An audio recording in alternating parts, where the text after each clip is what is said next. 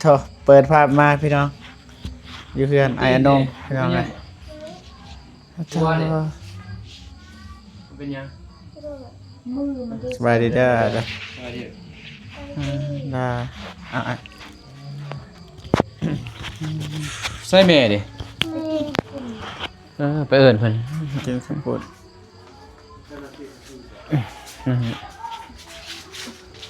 โอ้ยจะแล่นไปตั้มรถบ่เรือนไหน แบบรถจักรขันมาแต่นี่รถจักรตัวมีเสียง มาแต่พี่บ่ พอดีเด็กน้อยโมรถเพิ่นคิดว่าเขานั่นรถจักรตัวนั้นสุดท้ายรถอีส้มมันเด้รถไฟฟ้าอันแล่นน้ำล่างเพิ่นบ่งินเพิ่นบ่มีเสียงติหมู่อันสิแล่นไปพุ่นมันสิมีเสียง พอดีมันเจอรถตัวนั้นพอดีรถตัวนั้นพุ่งเลยมันเหยียบมันเลย เหยียบนี่เลยได้นี่คือเบิ่ง มันเหยียบพาดท้องเลยนะจนรถมันสิปีน ต้น นั่น นี่แต่บ่ถือ ยิง ขวด หรือผู้ชาย ผู้ชายตัวขับรถมันบ่แม่นสิใหญ่นะอายุก็ซ้ำนี่แหละน้อยๆสี่คนเขาขี่รถ เหยียบเลย เหยียบเลย จ้ะ พอดีวิทย์ชิงรถหันอีโมอันมันลุกทหารมันปีนเลยกระถึกมันย่านจนมัน สร้างให้เด็กน้อยไว้ แค่นี้ตีหนักมันขูดจน นี่แหละบาด รถอีสั่งเลย เบิ่งได้ปะ พรทอง คลิป ปวด เนาะ เบิ่งระบบไปเอ็กซเรย์เบิ่งน่ะ เอ็กซเรย์เหรอวะ สักย่าสิ บ่เจ็บบ่ลูกแค่นี้ อันนั้นเพิ่นยังบ่ทันนิ่มบ่ มีแต่อันนั้นท่านเกินมายางหั่นละ หืม ยางหั่นล่ะยานซ้ำใน สมัยนี้เขาว่าให้ย่างเขาว่าย่านเลือดกาม อ้าวมันย้อนยานเลือดกล้ามมันแล้วจริงอย่า สักยาก็ได้เด้เนี่ยเนาะ เขาสักยาส่งขึ้น ชักยาเลยมันบอก โดยสักแล้วเพิ่นว่าบ่แม่นตัวเองต่ำแล้วมันต่ำรถ เพราะว่าอีโมอันตามรถตัวเองโอ้น่าได้การเจ้าแล้วผู้ขับรถจะผิดจะแล่นรถตักไวๆแม่งจะเห็นคนแม่งจะแล่นไวเป็นยังจะบ่เบรกรถ แม่เพิ่นว่าเบรกบ่อยู่เพิ่นว่าเบรก อยู่บ่อยู่ก็เด็กน้อยเด้เขาบ่ให้ขับเนาะ เบรกบ่อยู่กับมันเป็นความผิดของเจ้าบ่แม่นความผิดของ ค เฮาน บ่แม่นสิใหญ่นะประมาณ3ธันวาเนี่ยซ้ำนั่น ก็ผิดบ่นั่นแหละคำที่ว่าเด็กน้อยยังบ่ถึงเพิ่นบ่ได้ให้กฎหมายบ่ได้ให้ขับรถมันผิดเบิดแหละคำที่ว่านั่น บัดทันเมื่อเพิ่นอวยพูนทางลุงพูนทางพุ่นเพิ่นโหดเพิ่นบ่กลับอีกทางนี้เพิ่นยาน เด็กน้อยก็ยานแน่พ่อแม่เพิ่นบ่ได้มาเบิ่งบ่ แม่มันมาแม่มันกับน้าสาวเพิ่น อ่าร ถเจ้าของตั้งรถเอื้อยเพิ่น อยู่แต่ว่าเด็กน้อยนะครับมันโหด เนี่ยคือพ่อแม่ผู้ปกครองเด็กน้อยแหละต้องมาเบิ่งแหละเฮ็ดได้ลูกเต้า มันก็บ่ว่าหยังดอก แต่ว่า พอแห้งเจ็บแห้งประสาทบ่ดีจนค่อยสั่นเลยนะเขาห้องแซวควันรถเหยียบคนโอ้คือผิดภัยเด้คนลุกประเทศ ศอกในบาดเบิดซองบ่ศอก มาซองอะไรนี่ก็หมดซองเบิ่นี่ บ่นี่ อ๋อ มันซองเลย บอนทองครับ เขาอยากมันนั่นนี่เลยน่ะมันปิดเลยเนี่ยมั มัน นปินเลยนะใส่โต มัน ละ ปั้มกับคิงหน้าอันนะพอดีอีโมอันล่มแล้วมันก็เหยียบเลยนะมันเป็นแล้วนั่นนะ โอ้โหบักหนัก แต่มันเหยียบภาคทองมันเลย นี่แต่หัวเรื่องไหน แต่หัวบ่ถือ อ๋อถือคือว่าอัน ถ้า นี้ มันบรรทุกหนักคืออีสมมันทุกโอ้ยตังมันตายหรือขาดเลยทองใส่มัน ใส่ไปจัง เป่า แต่หนักตอนก็หนักแล้วรถมันบ่หนัก ก็บ่แม่นรถไฟฟ้ารุ่นน้อยๆใดโตหมอกคือรถตอกๆคันมันเป็นคือรถไทยคัน เป็นรถตุกๆมันนะ รถตัวนั้น คือรถตกคันมันมีเรื่อง รถจีนนะครับตัวนี้ใหญ่ด้วยตัวเกินว่าใช้แบตเตอรี่มันบักใหญ่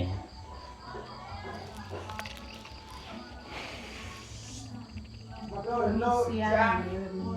แม่เพิ่นถามแล้วนะไทยแน่เห็นแม่นบ่คือข่อยเล่าอันไผสิบ่เห็นคนจนเต็มทางเขาอยู่เขาลิ้นว่าคันบ่แม่นจะไปเบิ่งอยู่หม้อคันบ่เจ็บบ่อีสั่งก็แม่นข่อยเว้าซื่อๆก็ว่าคันจะถามเรื่องตัวนั้นคันจะว่าแม่นบ่คือเขาเล่าอัน เขาบ่ยอมรับบ่ เพิ่น แม่ ก็บ่ เพิ่น อยาก บ่ ย ย อ อ ม มเลยเพิ่นไป เพิ่นบ่ยอมเพิ่นว่า เพิ่นให้ลูกเพิ่นเว้าลูก เพิ่นว่าผิด บีบแก ผิดล้านนี่แหละล้านต่ำรถมันว่าบ่แม่นตัวเองต่ำรถต่ำเพิ่นมันว่าเพิ่นต่ำรถมันเว้า นี่นั่นเองว่าเนาะ อืม ตามรถ เอาว่าเป็นหยังจะ พี่บ่เพี้ยนเฮาก็ลดเด้ แกสร้างกับเพิ่นบ่บีบ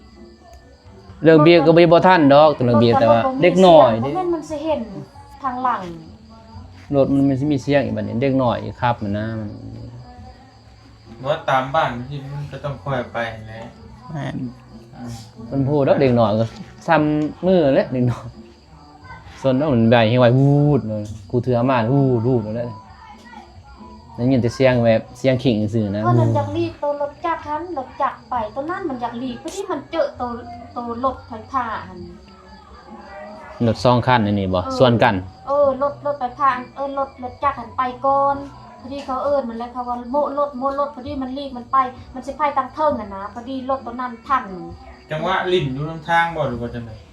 บ่เพิ่นบ่ได้ลิ้น ย่างข้าม มัน บ่ ยู่มันยืนหันเพื่อนพวกนาบ่าวมันยืนเลยเพิ่นเห็นรถจักรเขาว่าโมรถพอดีมันไปทางเทิงมันสิลัดเบื้องเทิงมันบ่เห็นตัวรถน้ำหลังอีกอะนะ ส่วนกันนี่นะ พอดีเจอรถตัวนั้นพอดีปัวเลย ดีรถจักรมาทางนี้มันบ่นี่มาทางนี้มันก็ดีกนี่ รถตัวนั้นบ่มีเสียง มันนี่มาเลยอยู่ตอนนั้นเลย อยู่จะมันสิข้ามทางบ่หรือว่าจังได๋ แม่น ข้ามไปเลยนี่คือ สิข้ามเพิ่นสิเบื้องนี่นะ พอรถตัวนี้มาเนี่ยมันก็เรียกตัวรถตัวนี้ย่ำนี้บัดโมนี่ก็มาเลยวันนี้ดีงามแบบรัดเลยว่าแล้วแต่ก็ดีแต่บบถือควรแล้ว มันคือว่าคือคอมันโอ้แห้งหนักกว่า หนักได้รถตอนนั้นมันนิดหน่อย คุยเบิ่งแล้วเพิ่นสิเอาได้ได้ ว่า บอกว่าเนาะอย่างนั่นก็ต้องไปไปเนาะไปกลัวไปยังภาพ ในนี้เพิ่นว่าจะเอาเรื่องมันว่าบ่แม่นเพิ่นเจตนาเฮ็ดเพิ่นว่าอย่างนั้น โอ้มันก็บ่มีใครเจตนาดอกก็เรื่องเกิดเรื่องอุบัติเหตุ ผู้เจ็บก็บ่แม่นเพิ่นอยากได้ใดเพราะว่าเรื่องเป็นนั้นเจ้าก็บ่อยากเสียดอกก็ว่าฮักมันเกิดมันเป็นเองทุกคนสุขขอ แต่เบิ่งแล้วก็บ่สมควรว่าให้ว่าแบบเราผิดเราไปตำรถบ่สมควรเลยคำนี้นี่ จักเลยเฮาก็บ่ฮู้น้ำเขามันเฮาคันผิดเฮาผิดบ่ถือก็รถเฮาก็ญาตินั่นนะมัน นักเจ้าของรถเพิ่นบ่ได้มาเพิ่นอยู่สวนมีแต่น้องเพิ่นสองคนอีแก้วกับอีคำมาเดี๋ยวลูกกับลูกอีแก้วได้ตำมันเป็นลูกใส่ส้ม บัดคนอื่นครับเนาะ ร้านถึงขับไปเอาเครื่อง แบบก็บ่เหมาะสมนะสายเด็กหน่อย เด็กน้อยก็ เด็กน้อยก็เด็กหน่อย คันว่าซ้ำบักนาดอีหยังว่าใคร 12 13ปีแค่นี้นี่ คิดยังใหญ่กว่าอะไร ยังซ้ำกันนี่แหละแต่เป็นผู้ชายซื่อ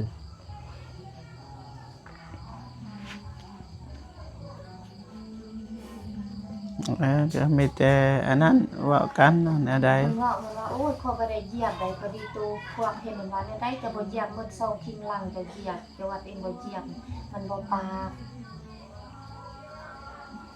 ว่าจะบ่เหยียบจะเบิ่งปีทองนี่หอยรถมันพูดซ้ำกับพาดกับ อันตรายพี่น้องอยู่ไกลทาง จะได้ มันเป็นหาดนะแต่ว่าเขาแล่นก็บ่ตีแล้วแต่นี่เขาก็แล่นไวอยู่แล้วนะเมืองบ่ว่าแต่รถมันวูด เขาแล่นไว้เขาอยากดินแน่แบบนี้แต่เด็กน้อยนะ แต่วันนี้มันผู้ดีนะแนว4 โมงเนาะ4 โมง 5 โมงเล็กน้อยเขาก็สิสนวนแหละสำนั้นแต่ว่าขับขี่ไหวเด้ แบบบ่มีเดินเขาลิ้นไหนท่านเด็กน้อยคือเห็นมันนะ บนเดียวนี่ดิไปแต่เพิ่นก็บ่ว่าหยังคือนี่เนาะว่าเฮาผิดสุดท้ายก็เล่นนัดไปผิดซ้ำ อีกคำว่าอย่าสิเอาเรื่องจิตนาเฮ็ดว่าคันบ่เป็นหยังคันอยู่ดีมีแห้งก็ดีให้เจ้าที่ให้ เฮาก็บ่ได้ว่าจะเอาเรื่องเอาราวเนาะแต่ว่าอยากให้แสดงความรับผิดชอบนะอย่างน้อยก็ฮู้แล้วก็พาไปกวดไปหยังไปเป็นจังไดอยู่ดีมีแฮงนะครับ ผูกคอตัวแขนนี่ก็ตัวว่าเนาะก็บ่ได้อยากได้อีกเนาะเงินคำ เสียซะ นี่อยากให้แสดงความรับผิดชอบแน่ แบบเต็มใจนะว่าเฮาผิดแล้วเฮาก็ขอโทษขอหยังอะนะลูกเต้าแล้วตอนหน้าไปก็เป็นบทเรียนเนาะลูกน้อยๆหยังอะบ่อีกครับคือนี่เป็นมันก็ เรียนคือพอนั่นต่ำพอกระหอมมันเว่าเลยมันว่าโมเมนต์เองสิมันว่าเองซื้อรถใหม่ๆมันว่าผิดฮิตเองให้ผู้เจ็บหันกับผู้แขนรถมันว่าส้มบ่เคยได้รถที่ ท่านนี่ก็บาทบ่ทางนี้สอบ บ้านว่านี่ อ่า มาซองอะไรกันอยู่นี่ เรื่องนี้เลิก อ๋อสองศอกนี่เบิดซองเลย ถือกี่หินนั่นแหละ ขี้เหี้ยนอะไรมันเลย ยังบ่ฮู้ หิน ทุย ตีหินนี่ ลม เดี๋ยวบ่ถือหัวนะเห็นอย่างนี้เนาะเพราะอันตรายถือหัวเนี่ยคือน้องอยู่บ้านก็โตรถเปลี่ยนก็นี่เลยเฮ็ดเวียกบ่ได้เลยเด้นี่เฮ็ดเวียกบ่ได้มาลงมาซักมายังปัวเพิ่นอีกต้น ดีแต่บ่มีแนวหักแนวเพศ ย่านตัวนี้ แขนหักขาหักก็บ่แฮง ยังมันนี่เนาะบ่นี่ซะ แม่มันว่าโมกอย่าออกนอกโดยมันว่า แต่ว่ามันก็บ่คักตัวที่ เพิ่นเว้าแหละคนแบบเจ้าของรถเนาะว่า ว่าหยังก็ บ่แสดงความรับผิดชอบเลยนะ จะได้ว่าเนาะว่านั่นได้ลูกเต้าเฮาบ่เห็นนั่นบ่นี่เฮาไปตัดสินก่อนนะว่าลูกเฮาบ่ได้ผิดลูกเฮาผิดว่าแล่นลัด นับแต่ขับก็เริ่มผิดอะนะขึ้นรถก็ผิดแล้วแต่ว่าเฮาเฮ็ดอะไรก็ได้เฮาต้องไปเบิ่ง คนแสดงว่าจะว่าคนตั้งรถก็จะคือจะว่าคนนี่แหละผิดกฎหมายนี่รถแล้วผิดผู้ขับนี่ผิด คือผิดแหละ ผู้บัญชารถเลยผิด โตจุดสั้นเห็นโทรมาเด็ดเลย มันหายจะเพิ่งมือไปเบิ่งจนเต็มเลยความมันหายมันห่อ มันบ่เคยนี่ เพราะว่าไป ตื่น มันย่านมาไป อยู่แต่น้ำพอน้ำแม่มันสิเคยแบบนั่นนะบ่เคยตีเคยหยังครับ เองบ่เห็นพ่อเองก็ไปญาติเองตายบ่เห็นพ่อโอ้ถือว่าตั้งเป็นจักว่าแน่นะเพิ่นเว้าคิดฮอดน้องจักคิดฮอดแม่คิดฮอดพ่อจักกอดจักอีสั่ง แม่นบ่ มันเว้าเลยเถอะที่ซ้ำเป็นบ้านะมันเว้า เตี้ยยานเว้ยบ่เคยเด้ แหละใครอยู่ดอกเป็นจัง อย่าให้เด้อ มาหยังเนาะแต่ว่าเพิ่นว่าไงก็จังว่าเพิ่นมีแต่ถามเพิ่น ทางเบิ่งเพิ่นว่า มีแต่ว่าไปเช็คอันนั้นซื้อมื้ออื่นไปโกเบิ่งเด้อ ปิดนะบ่เขาปิดแล้วบ่ ตอนนี้บ่จักแล้ว8 โมง คลินิกเห็นเขาติดแล้วคลินิก ไปคลินิกกันได้ไป ของหมอนโอ้ยเขาบ่สนปานใดดอกบ่แม่นคือของหมอ ในฐานะจะไปกวดบางคลินิก บ่แม่น มีแต่มื้ออื่น ไป ไปเอ็กโกเบิ่ง เพราะว่าเอ็กโกเบิ่ง บ่มี ตอนใดก็ได้ อยู่นี่บ่มี บ่มี บ่ค่ะ แต่เขาซักยากันไว้ บ่มีอยู่แขวงมีแล้วก็อยู่กงตูนนี่ก็มีอีโก อยู่ของหมอเวียดก็มี มาเดี๋ยวหมอเวียดนั่นน่ะ ย่านนั่นแหละ ไปเบิ่งมื้อ เจ็บพอตอนนี้บ่เจ็บดอกมันหอนเนาะ มา ยังหอด มื้ออื่นเพิ่นเลยมื้ออื่นเลยลูกบ่ได้ จังว่าท่านรู้สึกดอกซ้ำนี่ คือลานตัวนั่นในรถตอกปีนนั่นบ่เป็นหยังนั้นน่ะบ่เป็นหยังหรอกบัดมื้ออื่นมาลูกบ่ได้เลย ปวดมันปวดกระตุงกระโตค่อยเคยเป็น หมดเลย ลมเนาะนี่ก็ปวดตั้งแต่แล้วนี่ก็บาดพวกเข้านี่บาดรถจักรทรมาน แต่ก็บ่เป็นหยังเนาะตอนนั้น ก็ค่อยก็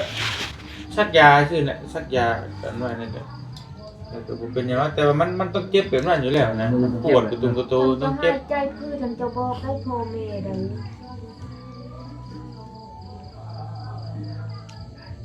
ประมาณ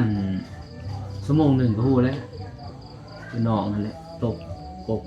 เบาสายไปเลย ถ้ามันเจ็บตัวนี้มันอยู่บ่ได้ดอกมันอยู่บ่ได้จังไดก็อยู่บ่ได้เพราะว่าสิผ่านไปแค่มันสิมึนๆน่ะตอนแรกๆหั่นส่วนมึนๆแรกๆภายใน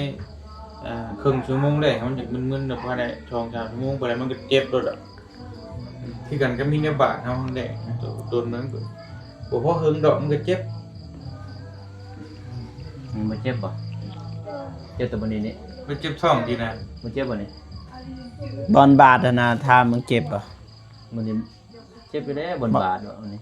บ่ลองถามมึงหั่นแล้วว่าบ่เจ็บบอลมันบาดอะนะบอลศอกเจ็บบ่ มึงใส่แบบมันกิ่งเลยเนาะกับรถ ยันเรื่องเสื้อจังหวะแต่มันไว ไวดีมันตะลึนไปได้ก็มีอยู่ เนี่ย มันจังหวะแม่นจังหวะคือว่า ตามเลยครับ แม่น ไปเลย ตะลึนมันปึ๊กมันคือเอาตามยีหินเนี่ยเด้มันตะลึนไปเลย มีวิตแต่คิงรถมันปีนเลยมันลุกมันปีนกระถึกมันยาน บ่แม่นยานะมันเป็นแบบนั้น ใจ มันเป็นแบบสลาสเลอนะจะบอกว่าความสั่นยานหักมันบ่หายมันบ่จักเลย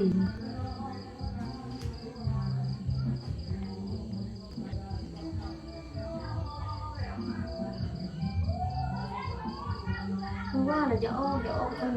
เพื่อนออกเป็น ที่เลยเด็กน้อยก็จะออกดี ดีได้แน่เด็กน้อยมูลินเซลมันก็อยากออกลินจนสั่นเลยจนหายใจมันติดเลยคนมันป่วยจะได้มา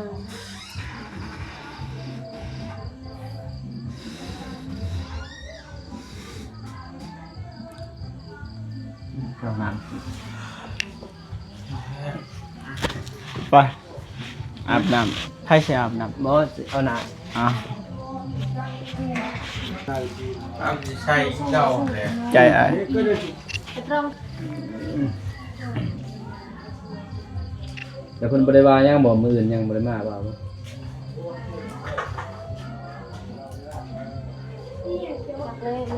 แม่เป็นว่าเบิ่งก่อนซาจะเว้ากันนั่นแม่เป็นว่า เนาะ ฟังเบิ้งเขาเพิ่นมาว่า เขาก็ จุด ว่า เดือด กั กัน น เลย กันเป็นมันมีนั่นกันไปบอกส่งข้าวก็ว่า แต่ว่าต้องเงียบเลยมันกับโมเมนต์แหละ แต่ว่าเฮาสิไปหาเฮาก็บ่ไปเนาะ ไก่น้อยค่ะ เฮาบ่แม่นคือ นี่ จะ ค่ะ ทำ ไก่น้อย3,000 มีแต่ว่าถ้าเพิ่นมาหาก็ ไก่2ไว้หาย จังว่าบ่ได้ว่าเอาเงินเอาค้ำดอกเพียงแต่ว่าว่าเพิ่นว่าผิดเพราะว่าผิดแน่ๆ คือว่าเนี่ยคือเมียโทรมาแล้วตอนนึงเพิ่นมาว่าเพิ่นบ่ยอมรับมันนะให้ลูกเว้าแบบนั้นแบบนี้ไปบอกลูกก่อนนะให้ลูกเว้าแบบนี้เด้อว่ะแล้วจังลูกก็มาเว้าบัดนี้ให้เว้าก็มันบ่ได้ได้แบบคนมันลายเด้บัดนี้คนเห็นลายน่ะมันลูกเว้าตามนั้นแต่มันข้อมูลมันบ่ตรงเด้บัดลูกก็บ่ปากแล้วบัด คนลายคนเห็นจะว่ากับ มันสิยาวแหล้วคันแบบนั้น บัดเพิ่นก็ว่าให้ลูกว่าแบบนั้นแบบนี้อย่าบ่ยอมรับผิดนะตามเบิ่งก็ยอมรับแล้วกันแน่นอนแต่ก็บ่ว่าดอกเฮาก็เพียงว่ามันบ่เป็นหยังเพียงเนาะอนาคตนั่นแหละแต่ว่าเฮาก็ไปหมอก็มันหนักมันนาก็บ่ว่าดอก ไปช่องเมืองบ่ได้ เมืองบ่มี หรือเมืองบ่มี บ่มีแนวอีกกู เด็กกรุงตูนนั้น แล้วก็ปิดแล้วตอนนี้ ปิดหมดเลยนะตามนี้ตามอื่นนะสิพาเพิ่นไปตอนเป็นยังอยู่อีโกอยู่ กันอย่างนี้แต่คลินิกเซาตู้แล้วบ่ปิด ปิดแล้ว8 โมงตอนเพิ่นนั้น8 โมง 6 โมงเพิ่นสตูแม่นบ่6 โมงเนาะจะไปคลินิกเพิ่นบ่ไปซักยาโลแต่บ่ได้เอ็กโก โอ้ เอ็กโกเลยก็บ่ก็ลืมโทรบอกจะไปปุ๊บเอ็กโกบนท้อง ไป มัน ข้างนอกคือมาข้างนอกมันยาก พอเด็กน้อยย่านเพิ่นเนาะพอลำไส้สร้างมันน้อยหมดเด้มันบ่เจ็บเป็นกับเพิ่นมันบ่ได้บอกได้เพิ่นเด็กน้อยบ่ซูนมันจนนี่รอเพิ่นจึงว่าบอก อยู่ชาแตงนี่มีอยู่มัน นี่แต่บอลเฮาเขาแหละเอ็กโกยัน อ๋อ เอ็กโกมง อื่น เนาะไม่ยังหรอกญาติยังอยู่น้ำนอกน้องนอนไหนอยดิ ไปอยู่น้ำหนองไป น้องนอนแล้ว ตอนนอนได้ให้น้องตอนนอนไป ให้น้องเพิ่นพักผ่อนซะ บ่เจ็บบ่ ไปบอกเด้อ บ่ต้องเจ็บไปถามอยู่นี่บอลมันบาดอยู่นี่ถามมึงเราก็ว่าบ่เจ็บ ยันน่ะเป็นยานไปหงโมของหนึ่งความพันธะ ย่าน บ่ย่านแล้วเว้ย บางทีซ้ำในเด้เราว่าบ่เจ็บบ่เจ็บ เด็ดขาดเหมือนเรา บ่ย่านติย่านยังของหมอเลย ซักเอาซื่อ เจ็บก็บอกพ่อเด้อยินบ่ อย่างน้อย สักยานั้นก็ได้แล้ว เจ็บยังอะไรบอกเลยเว้ย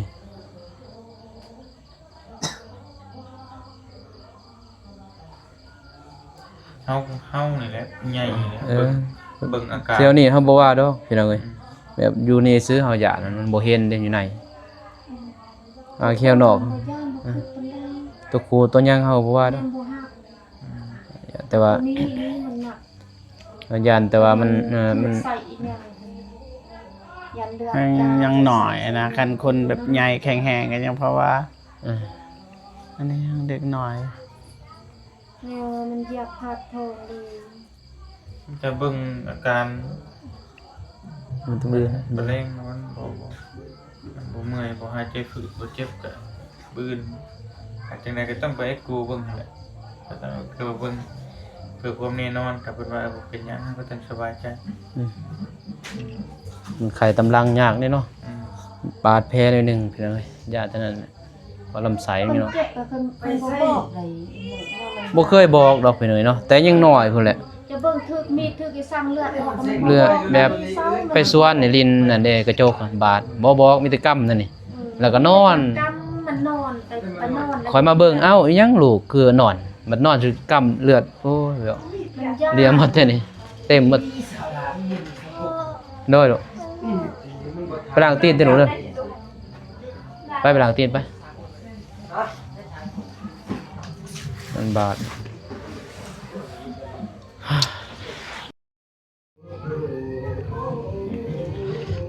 จบคลิปให้ พี่ นะ น้องเอ้ย ได้ ผมขอบใจทางบ่เจ็บบ่เตียงน้องเมฆเนาะที่มาเยี่ยมมาย่ำให้เนาะมาเบิ่งลูกสาวให้เนาะเกิดอุบัติเหตุ เบิ่งนั่นแหละว่า มันก็ มันนักดีนะมัน เนาะ นอนอยู่หมู่พุ่นแล้วต้องใส่น้ำเกลือใส่ยา เนาะ แต่เบิ่งธรรมดาอยู่ไปอยู่ ไอ้เด็กน้อยเจ็บก็โหยเนาะไปบ่ได้เนาะ มันอดบ่ได้หรอกมันเจ็บมันเจ็บแล้วนะมันต้องให้ เนาะผู้ใหญ่บ่ว่าหรอกเนาะผู้ใหญ่ยิ่งอดได้อันเด็กน้อยก็ เจ็บมันต้องให้ยังไงก็ต้องให้ แต่ก็มื้ออื่นแหละพี่น้องเอ้ยเนาะบ่น้องก็สิไปเช็คให้สิไปเบิ่ง ความ เพื่อความแน่ใจแน่นอนบ่อยากให้มันเกิดภายหลังให้เนาะ มาเอาไปสังกะสีกันนี่ ดังรถเลยเวลาฝนตกลมแห้งยังขอยออกมาใส่นั่นได้เอานั่นได้เก็ดนั่นไข่นี่มันหัวหมดเฮ็ดเองพี่น้อยมันตอนนั้นมันสิเป็นหยังนี่จอดนี่ได้อยู่จอดแต่ว่ามุ่งบ่ฮู้วิธีมุ่งแต่ก็เบิ่งอยู่ในโทรศัพท์นั่นแหละแต่ว่าเฮ็ดคนเดียวดิจักสิจังได๋บ่เท่ายืนบ่เคยอยู่ เพลงอันนี้อีก ก็เลยว่านั่นแน่พี่น้องเอ้ยเนาะ เปิดนั่นอยู่แล้วเปิด ได้อยู่บ่เป็นหยังเนาะ ได้ใช่ไหม หมดเรื่อง จ้า โอเคพี่เนาะทางทีมงานก็สิจบคลิปนี้ก่อนไปเนาะจบคลิปให้เบาเจ็บกันเลยเพิ่นก็อยู่จับเกาะไว้เนาะผมขอบใจทางเบาเจ็บแล้วก็เบาเตียงน้องเมฆที่มาเยี่ยมมายามพี่เนาะก็สิจบคลิปนี้ก่อนเด้อพี่น้องเด้อขอให้ FC และคุณยายเจะบุญทานอยู่ดีมีแห้งเมื่อสุขสุขคนพี่น้องเอ้ยเนาะลำรวยๆไปเลยสาธุ สาธุ ไปบ๊ายบายเดี๋ยว